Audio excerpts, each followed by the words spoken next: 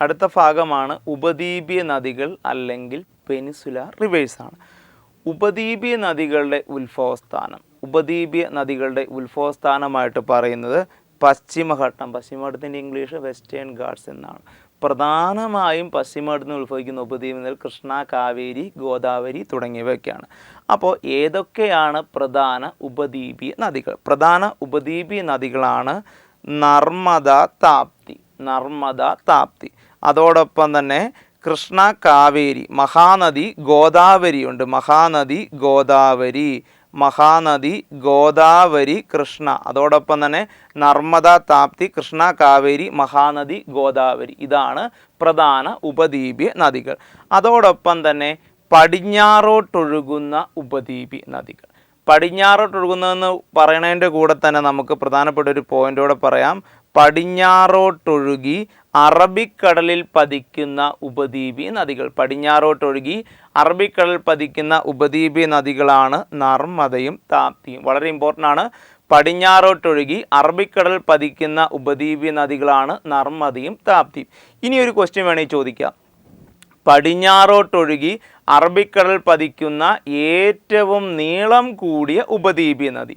പടിഞ്ഞാറോട്ടൊഴുകി അറബിക്കടൽ പതിക്കുന്ന ഏറ്റവും നീളം കൂടിയ ഉപദ്വീപീയ നദി നർമ്മദയുടെ നീളം 1312 കിലോമീറ്റർ ആണ്. ക്ലിയർ ആയോ? അപ്പോൾ പടിഞ്ഞാറോട്ടൊഴുകി അറബിക്കടൽ പതിക്കുന്ന ഉപദ്വീപീയ നദികളാണ് നർമ്മദയും താപ്തിയും. ഓക്കെ, പടിഞ്ഞാറോട്ടൊഴുകുന്ന ഏറ്റവും നീളം കൂടിയ ഉപദ്വീപീയ നദിയാണ് നർമ്മദ. അപ്പോൾ രണ്ടാമത്തെ ഉപദ്വീപീയ നദി താപ്തിയാണ്. അപ്പോൾ നർമ്മദ നദിയെക്കുറിച്ച് 1-2 പോയിന്റ് പറയാം. PSC ചോദിച്ച ക്വസ്റ്റ്യൻ ആണ്. ഇന്ത്യയിൽ ഏറ്റവും പഴക്കം ചെന്ന ശിലായുഗ കേന്ദ്രങ്ങൾ ഉത്ഖനനം ചെയ്ത പ്രദേശമായ ഫിംഫേട്ക ഗുഹ. ഇന്ത്യയിൽ ഏറ്റവും പഴക്കം ചെന്ന ശിലായുഗ കേന്ദ്രങ്ങൾ കണ്ടെത്തിയ പ്രദേശമായ ഫിംഫേട്ക ഗുഹ ഏത് സംസ്ഥാനത്തിലാണെന്ന് ചോദിച്ചിട്ടുണ്ട്. അപ്പോൾ മധ്യപ്രദേശിലെ നർമ്മദ നദി തീരത്താണ്. അപ്പോൾ ശിലായുഗങ്ങളെക്കുറിച്ച് പഠിച്ചിട്ടുണ്ട്. 3 ശിലായുഗമുണ്ട്. പ്രാചീന ശിലായുഗം, മധ്യശിലായുഗം, നവീന ശിലായുഗം. ഇവിടെ ചോദിച്ച ക്വസ്റ്റ്യൻ ഇതാണ്. ഇന്ത്യയിൽ ഏറ്റവും പഴക്കം ചെന്ന ശിലായുഗ കേന്ദ്രങ്ങൾ കണ്ടെത്തിയ പ്രദേശമായ ഫിംഫേട്ക ഗുഹ മധ്യപ്രദേശിലാണ്. അതോടൊപ്പം തന്നെ നർമ്മദ നദിക്ക് കുറുകെ നിർമ്മിച്ച ഏറ്റവും വലിയ അണക്കെട്ടാണ് സർദാർ സരോവർ പദ്ധതി. അതോടൊപ്പം തന്നെ ഈ സർദാർ സരോവർ പദ്ധതിക്കെതിരെ പ്രക്ഷോഭം സംഘടിപ്പിച്ച പരിസ്ഥിതി സംഘടനയാണ് നർമ്മദ ബച്ചാവോ ആന്തോളൻ. ഈ പരിസ്ഥിതി സംഘടനയ്ക്ക് നേതൃത്വം നൽകിയ വ്യക്തിയാണ് മേധാ പട്കർ. നർമ്മദ നദിക്ക് കുറുകെ നിർമ്മിച്ച ഏറ്റവും വലിയ പദ്ധതി അല്ലെ അണക്കെട്ട് സർദാർ സരോവർ പദ്ധതിയുടെ പാരിസ്ഥിതിക പ്രശ്നങ്ങളുമായിട്ട് ബന്ധപ്പെട്ട അതിനെതിരെ നടത്തിയ പ്രസ്ഥാനമാണ് നർമ്മദ ബച്ചാവോ ആന്തോളൻ. നേതൃത്വം നൽകിയത് മേധാ പട്കറാണ്. അതോടൊപ്പം തന്നെ നർമ്മദ നദിക്ക് സമീപമുള്ള ഒരു പാർക്കാണ് Kanha national park. Kanha national പാർക്കിനെ പശ്ചാത്തലമാക്കി ഇംഗ്ലീഷ് എഴുത്തുകാരനായ റുഡ്യാർഡ് കിപ്ലിംഗ് എഴുതിയ ഒരു പ്രശസ്തമായൊരു കൃതിയാണ് ജംഗിൾ ബുക്ക് എന്ന് പറയുന്നു. അപ്പോൾ PSC ചോദിച്ച ക്വസ്റ്റ്യൻ ഇതാണ്. ജംഗിൾ ബുക്കിൻ്റെ പശ്ചാത്തലമായ കൻഹ നാഷണൽ പാർക്ക് മധ്യപ്രദേശിലാണ്. അപ്പോൾ മധ്യപ്രദേശിലെ കൻഹ നാഷണൽ പാർക്കിനെ പശ്ചാത്തലമാക്കി റുഡ്യാർഡ് കിപ്ലിംഗ് രചിച്ച കൃതിയാണ് ജംഗിൾ ബുക്ക് എന്ന് പറയുന്നു. അതോടൊപ്പം തന്നെ പ്രധാന പോയിന്റ് പറഞ്ഞു. ഇനി അടുത്തത് നർമ്മദയുടെ തോഴി, ദി മെയ്ഡ് ഓഫ് നർമ്മദ. നർമ്മദയുടെ തോഴി എന്ന് വിശേഷിപ്പിക്കുന്ന നദിയാണ് താപ്തി നദി എന്ന് പറയുന്നു. നർമ്മദയുടെ തോഴി എന്ന് വിശേഷിപ്പിക്കുന്നു. അതോടൊപ്പം തന്നെ ഇന്ത്യയുടെ വജ്രനഗരം, PSC ചോദിച്ച ക്വസ്റ്റ്യൻ ആണ്. ഇന്ത്യയുടെ വജ്രനഗരം എന്ന് വിശേഷിപ്പിക്കുന്ന സൂററ്റ് താപ്തി നദിക്കരയിലാണ്. അതോടൊപ്പം തന്നെ അടുത്ത ഒരു പ്രത്യേകത, അടുത്ത ക്വസ്റ്റ്യനും PSC ഉക്കായ് ഡാം താപ്തി നദിയിലാണ്. അടുത്തതാണ് ഗിർന നദി. ഗിർന നദി ഏത് നദിയുടെ പോഷക നദിയാണ്? ഗിർന നദി താപ്തി നദിയുടെ പോഷക നദിയാണ്. ഗിർന നദി താപ്തി നദിയുടെ പോഷക നദിയാണ്. അപ്പോൾ 2 പ്രധാന ഉപദ്വീപി നദികൾ നർമ്മദ, താപ്തി. അടുത്ത ഒരു നദിയാണ് മഹാനദി എന്ന് പറയുന്നു. മഹാനദിയെക്കുറിച്ച് പറയുമ്പോൾ അതിനകത്ത് PSC ചോദിച്ച ക്വസ്റ്റ്യൻ ഇതാണ്: കട്ടക്ക് ഏതു നദിയുടെ തീരത്താണ്? കട്ടക്ക് മഹാനദിയുടെ തീരത്താണ്. അപ്പോൾ അതോടൊപ്പം തന്നെ ഒഡീഷയുടെ ദുഃഖം കട്ടക്ക് മഹാനദിയുടെ തീരത്താണ്. അതോടൊപ്പം തന്നെ ഒഡീഷയുടെ ദുഃഖം എന്ന് വിശേഷിപ്പിക്കുന്ന നദിയാണ് മഹാനദി എന്ന് പറയുന്നു. അടുത്താണ് ഗോദാവരി എന്ന് പറയുന്നു. പൂർവ്വഘട്ടത്തിലെ ഏറ്റവും ഉയരം കൂടിയ പർവ്വതമായ ജിന്ദാഖഡ എന്ന് പറയുന്ന ഒരു പർവ്വതമുണ്ട്. പൂർവ്വഘട്ടത്തിലെ ഏറ്റവും ഉയരം കൂടിയ പർവ്വതമായ ജിന്ദാഖഡ പർവ്വതം ഗോദാവരി തീരത്താണ്. അതോടൊപ്പം തന്നെ ജിന്ദാഖഡ പർവ്വതം ഗോദാവരി തീരത്താണ്. 12 വർഷത്തിലൊരിക്കൽ ഗോദാവരി തീരത്ത് നടത്തപ്പെടുന്ന ആഘോഷത്തിന് പറയുന്ന പേരാണ് പുഷ്കാരം എന്ന് പറയുന്നു. 12 വർഷത്തിലൊരിക്കൽ ഗോദാവരി തീരത്ത് നടത്തപ്പെടുന്ന ആഘോഷമാണ് പുഷ്കാരം എന്ന് പറയുന്നു. അടുത്ത നദിയാണ് കൃഷ്ണ നദിയാണ്. കൃഷ്ണ നദിയെ വിശേഷിപ്പിക്കുന്നത് അർത്ഥഗംഗ, തെലുങ്കു ഗംഗ, പാതാള ഗംഗ. അർത്ഥഗംഗ, തെലുങ്കു ഗംഗ, പാതാള ഗംഗ എന്ന് വിശേഷിപ്പിക്കുന്നു. അതോടൊപ്പം തന്നെ ചെന്നൈ നഗരത്തിലെ കൃഷ്ണ നദിയിൽ നിന്നും ചെന്നൈ നഗരത്തിലേക്ക് ജലം എത്തിക്കുന്നൊരു പദ്ധതിയുണ്ട്. ആ പദ്ധതിക്ക് പറയുന്ന പേരാണ് തെലുങ്കു ഗംഗ പദ്ധതി എന്ന് പറയുന്നു. അതോടൊപ്പം തന്നെ അൽമാട്ടി ഡാം കൃഷ്ണ നദിയിലാണ്. മാറിപ്പോയക്കല്ല്. തെലുങ്കു ഗംഗ എന്ന് പറയുന്നത് കൃഷ്ണ നദിയാണ്. തെലുങ്കാനയുടെ ജീവരേഖ എന്ന് പറയുന്നത് ഗോദാവരിയാണ്. ഓക്കെ, ദെൻ അടുത്താണ് കാവേരി നദി. അതോടൊപ്പം തന്നെ PSC ചോദിച്ച മറ്റൊരു ക്വസ്റ്റൻ ആണ് അൽമാട്ടി ഡാം കൃഷ്ണ നദിയിലാണ്. അടുത്താണ് കാവേരി നദി. പ്രധാനമായിട്ടും കാവേരി നദിയിലാണ് മേട്ടൂർ ഡാം എന്ന് പറയുന്നു. അതോടൊപ്പം തന്നെ പാമ്പാർ, കബനി, ഭവാനി തുടങ്ങിയവയൊക്കെ കാവേരി നദിയുടെ പ്രധാന പോഷക നദികളാണ്. ഇനി നദികളെക്കുറിച്ചുള്ള കൂടുതൽ അറിവുകൾ നമുക്കൊന്ന് നോക്കാം.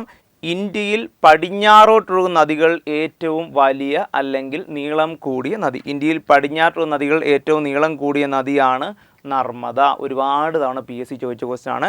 ഇന്ത്യയിൽ പടിഞ്ഞാറോട്ടൊഴുകുന്ന നദികൾ ഏറ്റവും വലിയ നദിയാണ് നർമ്മദ. അതോടൊപ്പം തന്നെ ഫ്രംശ താഴ്വരയിലൂടെ ഒഴുകുന്ന നദി. PSC ചോദിച്ച ക്വസ്റ്റ്യൻ ആണ്. ഈ ഫ്രംശ താഴ്വരയുടെ ഇംഗ്ലീഷൊക്കെ ചിലപ്പോൾ ചോദിക്കാം.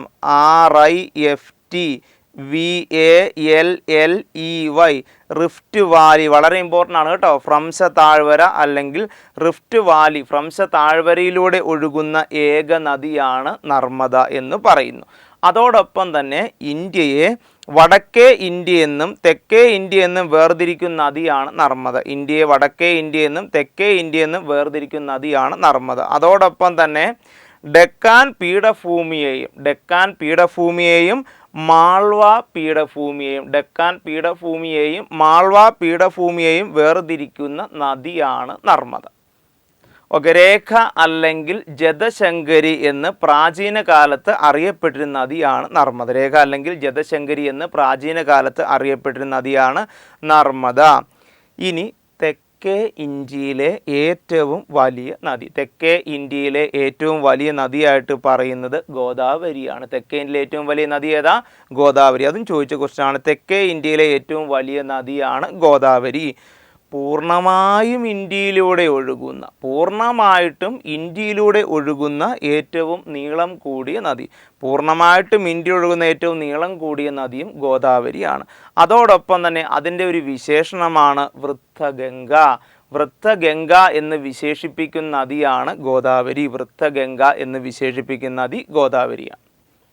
അടുത്ത പോയിന്റ്, ഇന്ത്യയിലെ ഏറ്റവും നീളം കൂടിയ അണക്കെട്ടായ ഹിരാക്കുഡ് അണക്കെട്ട്. വളരെ ഇമ്പോർട്ടൻ്റ് ആണ്. ഇന്ത്യയിലെ ഏറ്റവും നീളം കൂടിയ അണക്കെട്ടായ ഹിരാക്കുഡ് അണക്കെട്ട് സ്ഥിതി ചെയ്യുന്ന നദിയാണ് മഹാനദി. ഇന്ത്യയിലെ ഏറ്റവും നീളം കൂടിയ അണക്കെട്ടായ ഹിരാക്കുഡ് അണക്കെട്ട് സ്ഥിതി ചെയ്യുന്നതില്ല മഹാനദിയിലാണ്. അടുത്ത് പടിഞ്ഞാറോട്ടൊഴുകുന്ന ഏറ്റവും വലിയ രണ്ടാമത്തെ നദി. 2 നദികൾ പറഞ്ഞു. ഒന്നാമത്തെ നദി നർമ്മദ. പടിഞ്ഞാറോട്ടൊഴുകുന്ന ഏറ്റവും വലിയ രണ്ടാമത്തെ നദിയുടെ പേരാണ് താപ്തി നദി എന്ന് പറയുന്നു. അതോടൊപ്പം തന്നെ താർ മരുഭൂമിയിലൂടെ ഒഴുകുന്ന നദി. വളരെ ഇമ്പോർട്ടൻ്റ് ആണ്. താർ മരുഭൂമിയിലൂടെ ഒഴുകുന്ന ഈ നദിയുടെ പേര് ലൂണി നദി എന്ന് പറയുന്നു. ഈ നദിക്ക് പറയുന്ന മറ്റൊരു പേരാണ് സാൾട്ട് റിവർ എന്ന് പറയുന്നു. അതോടൊപ്പം തന്നെ മരുഭൂമിയിലൂടെ ഒഴുകുന്ന നദി സാൾട്ട് റിവർ, ലവണ നദി.